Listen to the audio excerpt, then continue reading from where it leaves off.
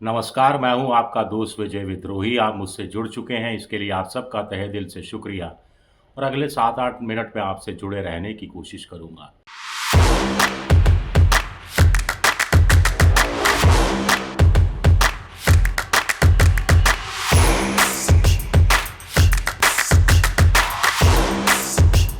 रंगला पंजाब जे बनाउणा ਉਹਦੇ ਵਾਸਤੇ ਸਿਹਤਮੰਦ ਪੰਜਾਬ ਪਹਿਲਾਂ ਚਾਹੀਦਾ ਹੈ। 96 ਤੋਂ 97% ਲੋਕ ਜਿਹੜੇ ਨੇ ਉਹ ਮੁਹੱਲਾ ਕਲੀਨਿਕਾਂ ਚੋਂ ਠੀਕ ਹੋ ਕੇ ਘਰੇ ਵਾਪਸ ਚਲੇ ਜਾਂਦੇ ਨੇ। ਸਰਕਾਰੀ ਹਸਪਤਾਲਾਂ ਤੇ ਬਰਡਨ ਬਹੁਤ ਘਟ ਗਿਆ। ਮੁਹੱਲਾ ਕਲੀਨਿਕ ਜਿਹੜਾ ਬਣਿਆ ਹੋਇਆ ਉਹਦੀ ਬਿਲਡਿੰਗ ਬਹੁਤ ਅੱਛੀ ਬਣੀ ਹੋਈ ਹੈ। ਉੱਥੇ ਸਭ ਤਰ੍ਹਾਂ ਦੀਆਂ ਫੈਸਿਲਿਟੀਆਂ ਦਿੱਤੀਆਂ ਹੋਈਆਂ ਸਰਕਾਰ ਵੱਲੋਂ। 2 ਹਫ਼ਤੇ ਤੋਂ ਖੰਘ ਨੇ ਬਹੁਤ ਪਰੇਸ਼ਾਨ ਕਰਿਆ ਹੈ ਤੇ ਜੀ ਮੈਂ ਪਹਿਲਾਂ ਬਾਹਰ ਪ੍ਰਾਈਵੇਟ ਦਵਾਈ ਲੈਂਦਾ ਰਿਹਾ, ਫਿਰ ਇੱਥੇ ਆ ਕੇ ਲੱਤੀ ਜੀ ਟੈਸਟ ਫ੍ਰੀ ਹੋਇਆ, ਇੱਥੋਂ ਮੈਂ ਠੀਕ ਹੋ ਗਿਆ। ਹੁਣ ਮੈਂ ਠੀਕ ਹਾਂ ਬਿਲਕੁਲ। शानदार ਮੁਹੱਲਾ ਕਲੀਨਿਕ ਹੈ, ਸਫਾਈ ਹੈ ਔਰ ਡਾਕਟਰ ਉਹਨਾਂ ਦੀ ਜਿਹੜੀ ਦਵਾਈ ਲਿਖਣੀ ਹੈ ਉਹ ਕੰਪਿਊਟਰ 'ਚ ਐਡ ਕਰ ਦਿੰਦੇ ਨੇ। ਜਿੱਥੇ ਦਵਾਈ ਲੈਣੀ ਹੈ ਉੱਥੇ ਤੱਕ ਕੰਪਿਊਟਰ ਪਹੁੰਚ ਜਾਂਦੀ ਹੈ। ਟੋਟਲ ਪੇਪਰਲੈਸ ਹੈ। ਮਾਨ ਸਾਹਿਬ ਨੇ ਬਹੁਤ ਵਧੀਆ ਉਪਰਾਲਾ ਕੀਤਾ। ਵਧੀਆ ਕੰਮ ਕਰਿਆ ਸਰਕਾਰ ਨੇ, ਗਰੀਬਾਂ ਦਾ ਭਲਾ ਕਰਤਾ। ਪੰਜਾਬੀ 'ਚ ਕਿਹਾ ਜਾਂਦਾ ਹੈ ਬਾਕੀ ਦੇ ਕੰਮ ਬਾਅਦ 'ਚ, ਪਹਿਲਾਂ ਸਿਹਤ ਜ਼ਰੂਰੀ ਹੈ। ਸੋ ਅਸੀਂ ਜਦੋਂ ਸਹੁੰ ਚੁੱਕੀ ਤਾਂ ਪਹਿਲੇ ਹੀ ਸਾਡਾ ਵਿਜ਼ਨ ਇਹ ਸੀਗਾ ਕਿ ਪੰਜਾਬ ਦੇ ਵਿੱਚ ਹੈਲਥ ਟੌਪ ਕਲਾਸ ਦਾ ਇਲਾਜ ਹੋਵੇ। ਸੋ ਇੱਕ ਮੈਡੀਕਲ ਹੱਬ ਦੇ ਰੂਪ ਦੇ ਵਿੱਚ ਅਸੀਂ ਸੋਚਿਆ ਔਰ ਮੈਂ ਕੋਈ ਆਸਾਨ ਨਹੀਂ ਕਰ ਰਿਹਾ ਤੁਹਾਡੇ ਤੇ, ਮੇਰਾ ਫਰਜ਼ ਹੈ ਜੀ।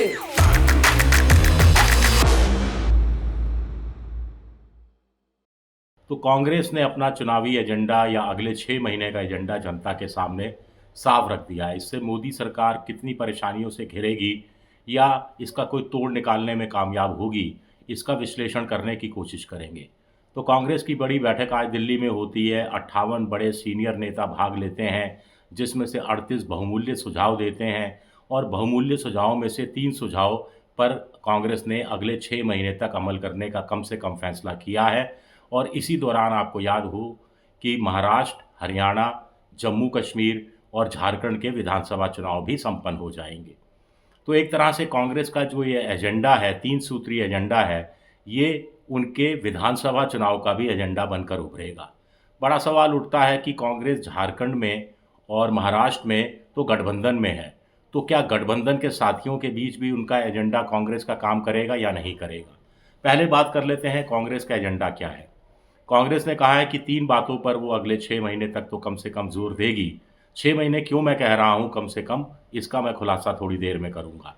कांग्रेस का कहना है कि एक तो जेपीसी का गठन होना चाहिए।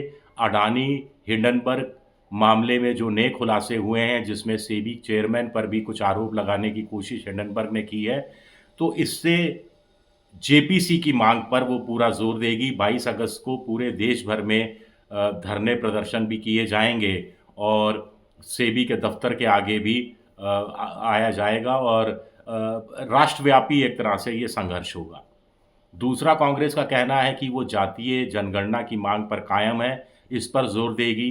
तीसरा, उनका कहना है कि वो SC/ST में क्रीमी लेयर किसी भी हालत में लागू नहीं करने देगी और इसमें वो मोदी सरकार पर दबाव डाल रही है कि ये मानसून सत्र में संसद के वो बिल लेकर क्यों नहीं आई जो ओवरराइड कर जाता सुप्रीम कोर्ट के फैसले का।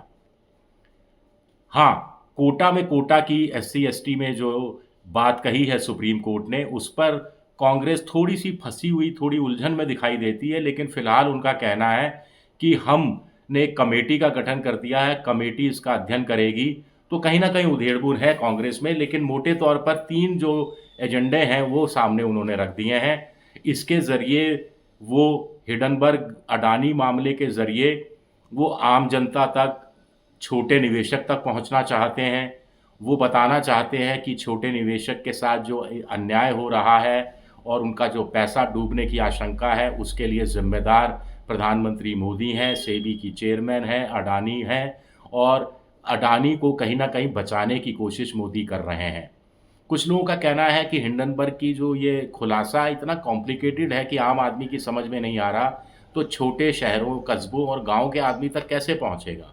कांग्रेस के एक नेता से भी मेरी इस बारे में बात हुई, तो उनका कहना है हमारा मकसद पेचीदगियां बताने का नहीं है, मकसद ये है कि जनता के हलक में ये बात उतारना कि अडानी और मोदी के बीच ऐसा कुछ है जो कानून सम्मत नहीं है। दोनों के बीच ऐसा कुछ है जो मोदी जान से घबरा रहे हैं। मोदी अडानी को क्यों बचाना चाह रहे हैं?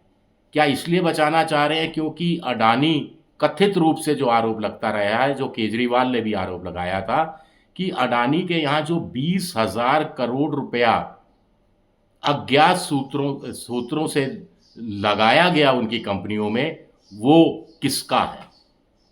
ये एक सवाल उठाने की कोशिश ऐसा लगता है कि कांग्रेस की तरफ से की जा रही है।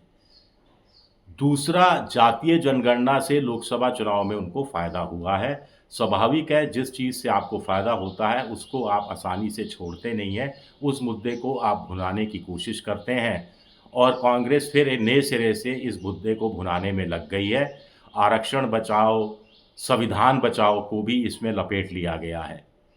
प्रधानमंत्री मोदी को घेरने का इससे बढ़िया तरीका और कोई हो नहीं सकता है, ऐसा कांग्रेस के सूत्रों का कहना है। सुप्रीम कोर्ट ने जो नया आदेश निकाला है उसको लेकर भी कांग्रेस का कहना है कि जो कन्फ्यूज़न फैला है, जो भ्रम की स्थिति फैली है, उसके लिए मोदी सरकार ही जिम्मेदार है और मोदी सरकार को सुप्रीम कोर्ट के आदेश को ओवरराइड करते हुए एक बिल लाना चाहिए। लोकसभा में लाने में कामयाब नहीं रही। इसका मतलब SC ST के आरक्षण में जो छेड़छाड़ संभव हो सकती है उसके लिए मोदी सरकार एक तरह से तैयार है।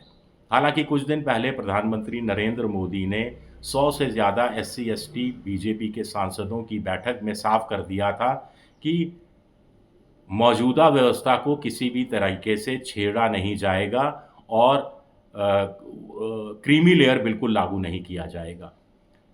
अब इनका फ़ायदा आदिवासी बहुत हैं झारखंड में, आदिवासी बहुत हैं महाराष्ट्र में, तो कांग्रेस को या झारखंड मुक्ति मोर्चा और महाविकास आघाड़ी को क्या इसका फ़ायदा वहाँ पर उनके राज्यों में विधानसभा चुनाव में मिलेगा, ये देखना दिलचस्प रहेगा। दूसरा, दलित हरियाणा में हैं, दलित महाराष्ट्र में भी बहुत हैं, तो दलित वोटों का कितना सहारा मिल पाएगा? क्योंकि हरियाणा में तो कांग्रेस एक नए तरीका का सामाजिक सोशल इंजीनियरिंग करने जा ही रही है, कर ही रही है, जिसमें जाट हैं, दलित हैं और मुसलमान हैं। तो एक बड़ा दांव खेलने की कोशिश कांग्रेस ने इस समय की है। उनका एजेंडा सामने आ गया है। अब ये देखना दिलचस्प रहेगा कि इसका तोड़ बीजेपी क्या निकालती है। दूध की जली है बीजेपी, छाछ फूंक फूंक पर पिएगी। कम से कम जो सुप्रीम कोर्ट का फैसला आया है, जिसको लेकर भ्रम की स्थिति बीजेपी के अनुसार कांग्रेस पैदा करने की कोशिश कर रही है, राजनीति कर रही है कांग्रेस, लेकिन तोड़ तो सत्तारूढ़ पार्टी को ही निकालना है। ये एक बड़ा सवाल उठता है। दूसरा, अगर हम बात करें कोटा में कोटा की, तो आंध्र प्रदेश, तेलंगाना के मुख्यमंत्री रेवंत रेड्डी ने इसका स्वागत किया है। इस पर कांग्रेस थोड़ा सा उधेड़-बुन में है। कांग्रेस से ये सवाल पूछा गया तो उनके प्रवक्ताओं ने कहा कि देखिए, अभी मल्लिकार्जुन खड़गे अलग अलग राज्यों में जो कांग्रेस के नेता हैं उनसे बात कर रहे हैं, उसके बाद सर्वसम्मति से कोई फैसला लिया जाएगा। ये कहकर उन्होंने इस सवाल को टाल दिया। ये सवाल इतना बड़ा भी नहीं है, कांग्रेस जानती है इससे बड़ा जातीय जनगणना का सवाल है और जातीय जनगणना के सवाल पर, संविधान खत्म करने के सवाल पर अगर वो बीजेपी की उसी तरह से घेरेबंदी करने में कामयाब हुई जैसा उसने लोकसभा चुनाव में की थी, तो विधानसभा चुनाव जीतने के उसके आसार बढ़ जाते हैं।